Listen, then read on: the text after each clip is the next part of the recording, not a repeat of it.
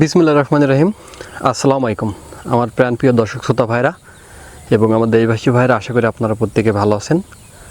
Smart Pharma লিমিটেডের সৌজন্যে আমি মোহাম্মদ সোহেল রানা। সম্মানিত দর্শক শ্রোতা ভাইরা, আজকে আমি একটা ধানের প্রজেক্টে এসেছি।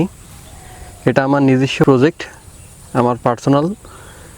আমি এটা আসলে 3টা ধান এখানে রোপণ করছি।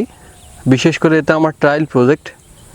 আপনারা জানেন দীর্ঘদিন আমি এই কৃষি পেশায় আছি, এই কৃষিতে নতুন কিছু করা যায় সেই চিন্তাভাবনা নেই। তো ধানটা আমি বাণিজ্যিকভাবে আপনার জৈব কীটনাশক, রাসায়নিক কেমিক্যাল বর্জন করে জৈব কীটনাশক দিয়ে ধানটা কিন্তু আপনার উৎপাদন করার চেষ্টা করতেছি।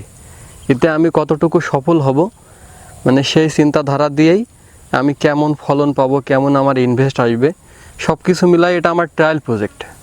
ইনশাল্লাহ আমি যদি এখান থেকে সফল হই, আমি বাণিজ্যিকভাবে আপনার নিরাপদ খাদ্যর জন্য আমি কিন্তু উৎপাদন করব। তো সেই ধারাবাহিকতায় দেখেন আমার জমিতে কিন্তু ধান ফুলতেছে। আমি এখানে এখনও পর্যন্ত কিন্তু কোনো রাসায়নিক কেমিক্যাল কিন্তু ব্যবহার করি নাই, সব কিছু কিন্তু জৈব কীটনাশক বা বায়োকেমিক্যাল ব্যবহার করছি। বিশেষ করে আপনার বায়োটিন ব্যবহার করছি, আপনার ট্রাইকোডার্মা লিকুইড, আপনার ফেরোডার্মা ইউজ করছি এলআলবি রোগের জন্য বা ব্লাস্ট রোগের জন্য, এবং কীটনাশক হিসেবে বায়োটিন ব্যবহার করছি, বায়োসমক দিছি। তো এই এবং সার ব্যবস্থাপনা এটা রাসায়নিক আছে এবং জৈবিক আছে, দুটাই ভেজে আপনার মানে দুইটার পরস্পর দুইটাই আমি সমন্বয়ে ব্যবহার করছি। কিন্তু এখানে যে কেমিক্যাল প্লাস যে ছত্রাকটা ব্যবহার করছি, এটা সব কিছু মানে বায়োকেমিক্যাল বা বায়ো ছত্রাকনাশক।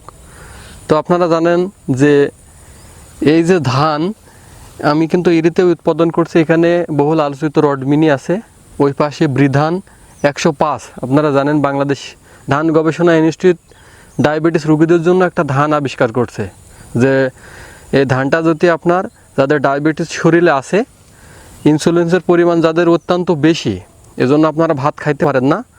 তো আপনার বাংলাদেশে যারা ধান গবেষণা ইনস্টিটিউট থেকে তারা এই ধানটা আবিষ্কার করছে, যাদের ডায়াবেটিস শরীরে আছে তারাও যদি এই রাইসটা খায়, তাদের শরীরের কোনো ইফেক্ট বা কোনো সাইড ইফেক্ট পড়বে না। তো তারই প্রেক্ষাপটে সেটাও কিন্তু আমি দিচ্ছি, ওই পাশে আছে, ওটাও আমি আপনাদেরকে দেখাবো। তো দর্শক শ্রোতা ভাইরা, দেখতে পাচ্ছেন ধানটা এখন ফুলতেছে এবং ম্যাসুইট, পরিপূর্ণ ম্যাসুইট। এটা কিন্তু আউশ ধান। সারা বাংলাদেশে কিন্তু আপনার এই আউশ, আমন এবং বোরো ধান, অর্থাৎ ইরি ধান যেটা বলি, বোরো এবং ইরির সময় কিন্তু সবচেয়ে বেশি উৎপাদিত হয় সারা বাংলাদেশে ধান।